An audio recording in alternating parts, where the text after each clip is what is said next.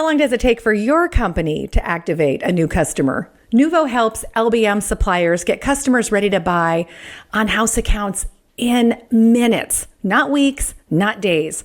With instant verifications, streamlined job sheets, and real-time credit insights, your team can start loading trucks while your competitors are still checking references. Check out Nuvo. Reach out to the team at nuvo.com, that's nuvo.com, to learn more. Hey there, I'm Thea Dudley, also known as the Credit Overlord, and welcome to LBM Talks Credit. We are the only podcast that talks trade credit in the lumber and building material space. Never miss an episode, stay tuned, and we're glad you're here.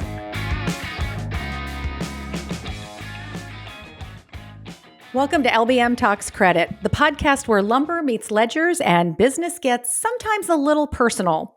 Now, I'm your host, Thea Dudley, and today's episode is about something we really don't talk about, but we probably should, especially for credit people. You know, behind every credit decision is a person with a full life that also makes credit decisions for their home and their budgets and their goals and has, the financial challenges that maybe some businesses have. And as one customer pointed out to me, I'm just sitting around judging people. How would I like to be judged? I actually had a customer call me at home once and ask me how I liked being, done for money, which would have been cool if I actually owed him some money. But that's a whole nother story. Joining me today is Chelse Hounshell. She is a powerhouse in personal finance and someone who knows firsthand how your financial life can, leak into your professional life. So Chelse, welcome. Thank you, Thea. I'm happy to be here. Yes. Tell everybody a little bit about your company. Sure. Yes. So I am basically a cash flow management personal finance coach. My company is called Joyful Money Spend because I want people to feel joy in the way that they spend their money. Oh, I feel joy spending money all the time. Well, and should I couple that with not having stress around spending their money as well? Because sometimes it feels joyful in the moment. Going, eat or shoes. Right. Eat or shoes. Right. And it can cause us stress later, but we want it to feel always joyful, even after, so we don't second guess our spending. Well, we're going to unpack all of this today because there's so many ways that this intertwines, and there are real people behind making these credit decisions. And so, how did you get into this career? Yeah. How did this happen? So this happened because I worked in corporate America for about 27 years, and I learned that my job was being down, they were eliminating my job, our whole team actually from the company. I had to get really pithy about where our finances were and how our dollars needed to be, implemented for our family. And so I needed a tool in order to do that. And I discovered a beautiful tool that I started using, and I'm so passionate about it and how it changed our life that I'm like, I need to share this with the world. So I ended up becoming certified in this method and in the software to be able to teach others to do what I learned to do and feel peace around, my money. I think that's a huge call out too, because it does cause a lot of stress. And, everybody has a different relationship with money. And sometimes it's easy to forget when you're a credit manager and you're making all of these decisions. I mean, one of the big jokes that I have is I hate going to Vegas. I'm not a gambler. I joke that I gamble with companies' money all day long. So, that holds no allure for me because I'm like, oh, I'm betting on all kinds of stuff all the time. But it's true. But early on in my career, I fell into the same pitfalls that, lots of people do. You get out of school and you're like, I've been approved for a credit card. And you're like, get in line, honey. They approve you. You just don't think that, they give those to everyone. You're fogging a mirror. You can have one. Yeah. But you start making some choices that are not great, and getting out of what I call credit card hell is a big deal because the interest rates, they can afford to take a bunch of losses because they're charging 24, 26% interest. It's compounded, and once you get in that hole, you just never get out. Absolutely. And it's tough. Yeah. And you slowly get yourself there, right? I mean, we were there. We must have been like young and dumb. As soon as we got our first jobs, we were ready to go buy us a car, and we did. And we were like, here's how much we can afford for our payment. And you have the credit cards, and it's just a slow, you don't even realize where that debt comes. And all of a sudden you're like trying to jump on the treadmill, getting that debt paid off, and you can't keep up. because the interest will overtake you. So yeah, I've been there. I understand. And I know how that feels. And it's interesting because 80% of people live paycheck to paycheck. I mean, that's a factual statistic. And it doesn't mean that people aren't making good money. They just don't have a lot of intention around how they're spending it. And so it's easy that people get into this trap. It feels normal. Well, I don't think that all of and not to, derail us because I have some really, credit questions for you, but you see so much on Instagram or Snapchat or, Facebook, and everybody's living their best life and nobody ever talks about, we just haven't normalized discussions about money. And I know that's part of the reason when I talk to salesmen and I'm like, just go ask them when they're going to pay us. And, what does their cash flow look like? And they're like, yeah, I can't talk about that. It's like, okay, that's like a standard thing. If you can ask them for the order, why can't you ask about money? But I think it's ingrained in us from when we're very young. It's considered impolite to talk about money. It's considered, that taboo kind of topic where everybody's good, nobody has issues. And that's just not true. We were just not taught good financial habits. We have a lot of there's a lot of baggage that comes with it. I agree, Thea. Yeah, people are kind of taught, at least the people of our generation don't talk about it, right? I think that the younger generations are getting better about it. I do think we're making progress, and personal finance has become a priority in our schools and teaching that. But there's just a lot of us who didn't grow up with that. We weren't taught about it. We experienced, shame, guilt, all that around money, and we still see that playing out. Well, and today. It's not popular to go, no, I can't afford that, or no, I can't afford to go out every day for lunch or whatever. You camouflage it and you whitewash it. It's like, no, I had to bring my lunch. I was a vice president. I was bringing my lunch to work in a Cool Whip container because, I'm horrible about bringing that stuff home. And, everyone else in my house is like, you can't have anything. We can't give you the reason we can't have nice things because you don't bring them home. Right. And those are, when you think about it, it's like, okay, well, there's no stigma in bringing your lunch. It's, yes, I'd like to get out of the office too, but it's not always possible. So, Chelse, how do you think personal budgeting habits can sharpen your ability to look at your customers for like a risk, or, can hone your instincts for looking at maybe companies that have some, I don't want to call it dirty accounting, but, let's call it clueless accounting. Once you get a little bit more of a handle on, how you handle your own financial decisions, like how you deploy your money, are you simply looking at your checking account and saying, can I afford this based on what amount that I see here today? Or am I being a little bit more intentional from the get-go and deciding, what dollars these dollars need to do as soon as I get paid? Like, how am I going to deploy these, and kind of making a proactive plan ahead of time? If you are, assessing your clients for credit, you're asking them essentially to do the same thing, right? You want them to know how their dollars are being deployed, and are they going to have that money set aside when it comes time to pay you to actually do that, or have they prioritized that? So I think it's a lot of building that relationship, asking the right questions, and really starting to understand what is their mindset around money. Do they take debt seriously? Do they kind of poo-poo it off? And, getting to know that kind of helps you then determine your risk in the situation. I think those are really good points. I mean, that's really valid. It's, if you're looking at, okay, I'm making good decision-making processes, I'm looking at a company, if you treat your personal income, your household budget like a business, it's like your career. If you picture your career like, I'm running my career like a business, same thing with your finance. I think the other thing that comes up is that emotional side of credit. And, whether it's personal or, the business side of it, how can that kind of stress at home, that financial stress, bleed into your professional judgment? And how do you build some resilience to it? How do you look at it and go, yeah, this guy looks like he's just rolling in bank and I'm over here struggling. And how do you handle that? How would you advise a credit manager that's working through those issues? Yeah, I would say, again, probably the more work you can do up front to kind of understand, again, your relationship with that person and where their mindset is around cash, you're going to be doing yourself a lot of favors there, because otherwise you're going to be trying to catch all that on the back end. And then it's almost like too late, or because then you're having to be down the door getting payment and things like that. So and I think it's also being empathetic to that, and maybe offering up some coaching to them to help. Maybe they've never done this before. So talk to them, ask them some open-ended questions like, how do you think about your cash flow for your business? How do you prepare for maybe dry seasons of your business?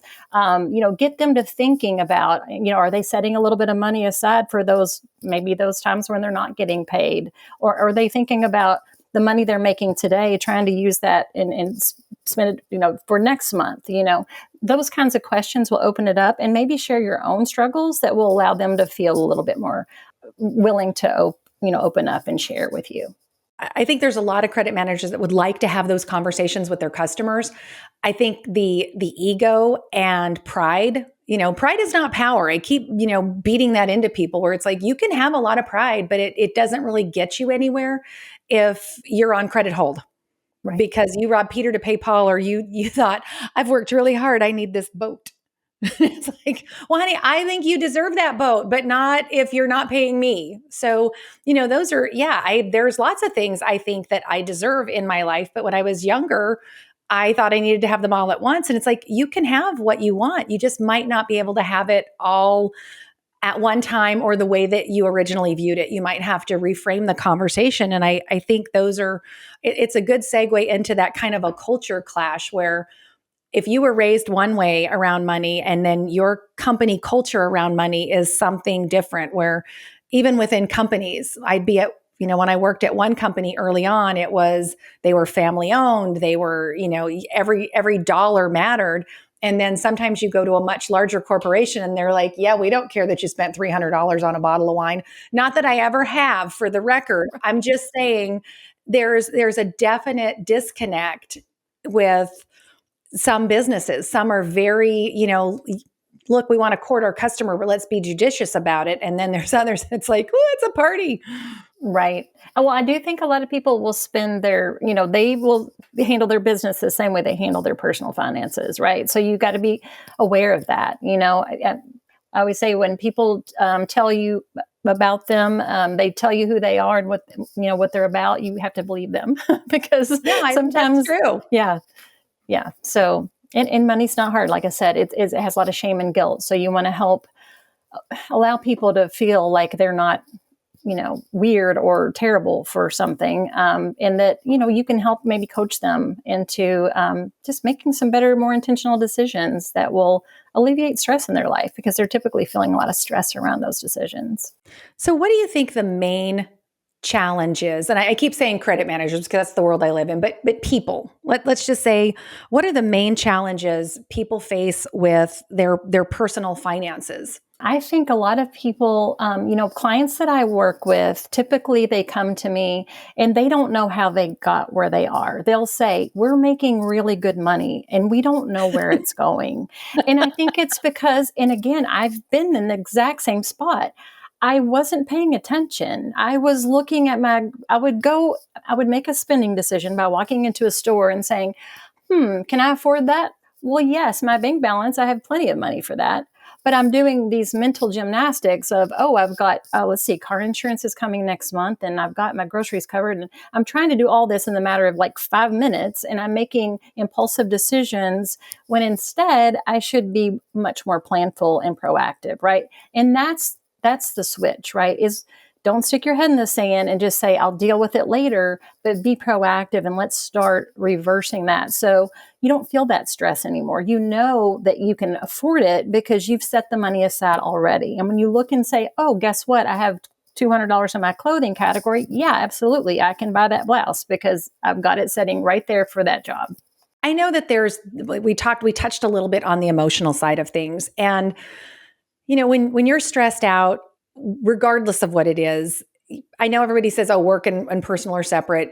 That's great if you're a robot. Most people I know can do it to an extent, but if you are having some financial strain, that may lead you to either, overcompensate or undercompensate in your credit decisions at work. Like, you brought up empathy and gut instinct, and it's like, well, I really feel for him. I've been in that position. I'm going to go ahead and let these 2 more orders go by.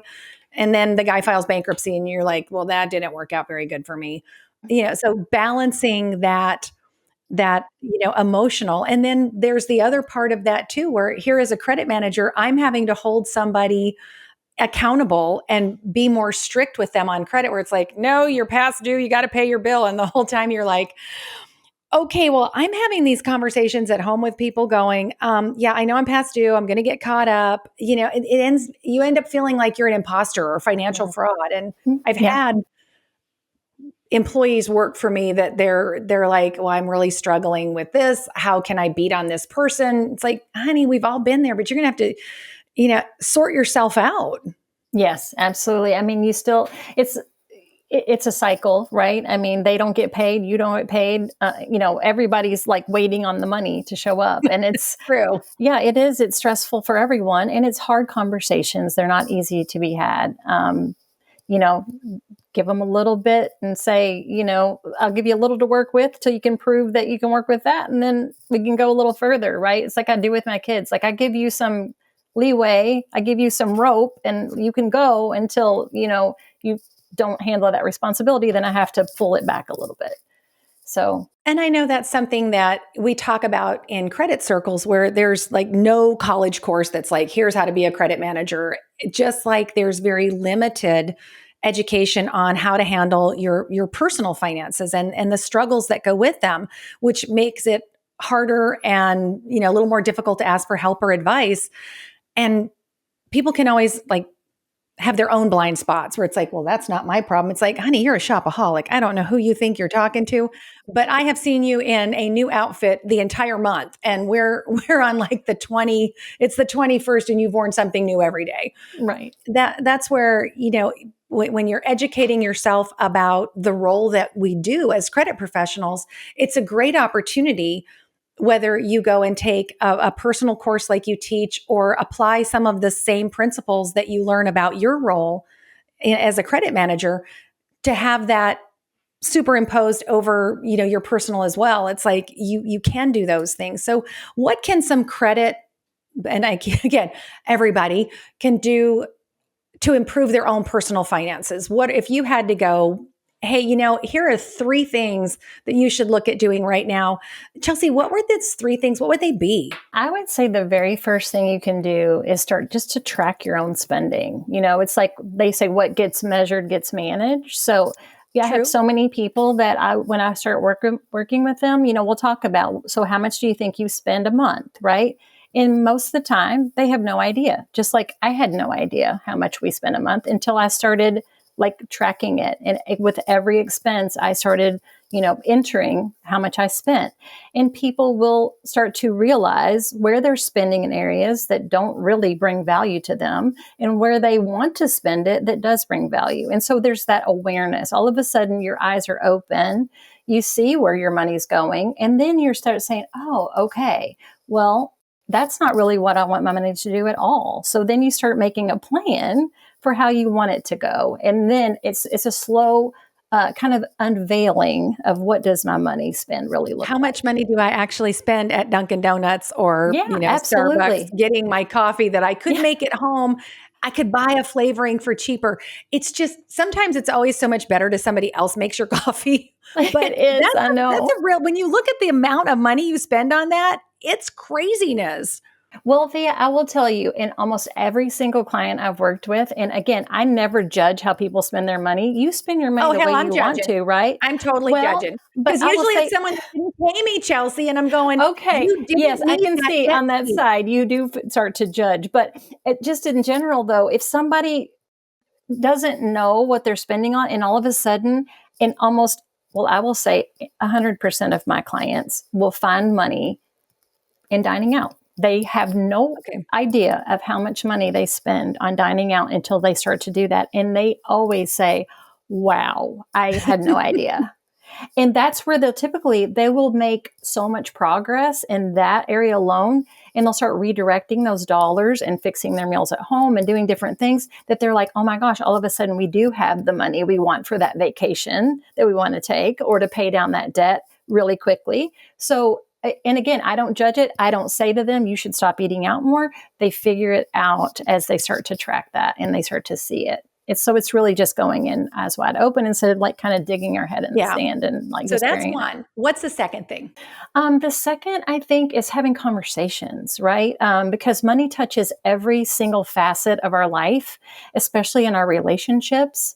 Obviously, marriages, a lot of marriages, people don't talk about money together, right? So it gives an opportunity to sit down together and let's talk about what are our goals? What do we want to accomplish? What does our financial picture look like? And so I think starting with tracking your spending, talking about it, and then making a plan from there. So really finding out where you are and where you want to go, So and then measure, the plan to get there. talk about it, implement it. Absolutely. Yeah. But you have to See, know where you it are. sounds so easy. Wouldn't it be great if our customers could do that too? It's And like, they let's make a can. plan, Oh, they people. absolutely can. That's why I'm so inspired to coach, is because definitely anybody can do this. Okay. They make money seem so complicated, but it really isn't. It's really opening our eyes and making decisions and feeling empowered to decide where we want our money to go. Well, and I think that would be a really good, I love the idea of this. Putting a credit team through a personal finance, I'm not saying you have to share with the class, but to be able to sit there and go, okay, let's talk, you can have these conversations internally because all of these principles are going to be the same thing you can use on customers, which is awesome.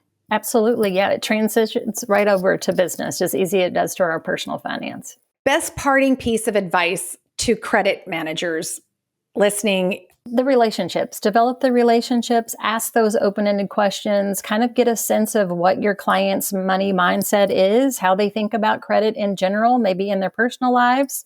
How do they feel about debt? All those things will give you some insights into what kind of risk are they? If they're people who, they pay on time or early, then they tell you that they don't like debt. They don't want to carry it. They want to get it paid. So they're going to pay you, right? If they've shown that in the past, they're going to probably keep showing you that. Or if they just blow it off and act like it's no big deal, well, that's the thing to think about too. So again, kind of get to know them, and again, give them the opportunity to tell you, what you need to know.